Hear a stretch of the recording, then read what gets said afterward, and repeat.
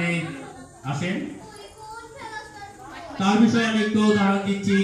তিনি তিনি সেরকম মানে খুব কঠোর পরিশ্রমের দ্বারা এক জায়গায় দাঁড় করিয়েছে। সে আশাকর্মী সমাজের অনেক কাজ করে, কিন্তু তার পরিবারকেও খুব মানে তার স্বামী এক সময়ে খুব অন্যরকম হয়ে গিয়েছিল। সেটা তার ছেলে 6টা লেটার পাইছে, ম্যাথসে 100 পাইছে।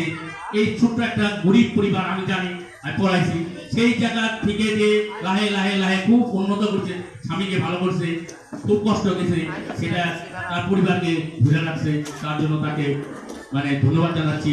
এবং আমাদের সমাজে এরকম বউ আসলে আমাদের সমাজ অনেক উন্নত হবে। একটা পরিবার উন্নত হওয়া মানে সমাজটা লাহে লাহে উন্নত হওয়া, সমাজ উন্নত হওয়া মানে গ্রামটা উন্নত হওয়া, গ্রামটা উন্নত হওয়া মানে একটা শহর অঞ্চল উন্নত হওয়া।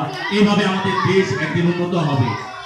এই কারণে আমাদের পরিবারকে আগে উন্নত করতে হবে। পরিবার যদি উন্নত না হয় তাহলে সমাজ কোনোদিন উন্নত হবে না, গ্রাম উন্নত হবে না, গ্রাম উন্নত না হলে শহর উন্নত হবে না।